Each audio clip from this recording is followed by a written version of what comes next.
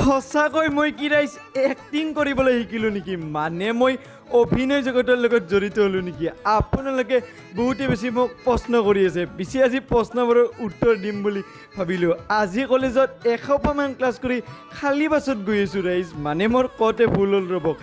চৰি আপোনালোক খালী বাছত মোৰ পিছফালে বহুতো মানুহৰ ভিৰ লাগি আছে বাৰু সেইবিলাক কথা বাদ দিয়ক মই যিহেতু আগতে মিনি ব্লগ দিছিলোঁ আজিকালি পিছে মিনি ব্লগৰ লগতে কিছুমান মই ষ্টৰি টাইপ ভিডিঅ' দিওঁ মানে মোৰ লগত থকা দাদাজনক আপোনালোকে চাগে বহুতে চিনিয়ে পায় তেওঁ এজন হ'ল অভিনেতা আৰু তেওঁৰ নাম হ'ল বাবুদা মানে যিহেতু নৱপ্ৰজন্মৰ অভিনেতা মই যিহেতু থাকোঁ গুৱাহাটীতে আৰু দাদাজনক মই গুৱাহাটীতে লগ পালোঁ তেওঁ গুৱাহাটীতে থাকে আৰু তেওঁ ধুনীয়া শ্বৰ্ট ফিল্ম আৰু ধুনীয়া ষ্টৰি টাইপ ভিডিঅ' বনায় আৰু টিভিটো বাৰু অভিনয় কৰে বাৰু আৰু তেওঁক লগ পোৱাৰ পৰা মোকো তেওঁ চিনি পালে মানে মোক তেওঁৰ ভিডিঅ'বিলাকত অলপকৈ সৰুকৈ অভিনয় কৰিব দিলে পিছে মই ইমান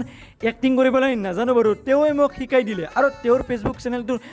একাউণ্টৰ নামে হ'ল বাবুদাস অফিচিয়েল আৰু যোৱাকালি যিহেতু আছিল শিক্ষক দিৱস আৰু শিক্ষক দিৱস আমি এটা ধুনীয়া ভিডিঅ' বনাইছিলোঁ আৰু ভিডিঅ'টো 9 ঘণ্টাত 1 মিলিয়ন ভিউজ গ'ল মানে বহুতে বেছি ভাইৰেল গ'ল আপোনালোকে চাগে ভিডিঅ'টোত বহুতে বেছি মৰম দিছে এনেকুৱাকৈ আগলৈ মৰমবোৰ দি যাব আপোনালোকক ধুনীয়া ভিডিঅ' দিব মই চেষ্টা কৰি থাকিম ৰাইজ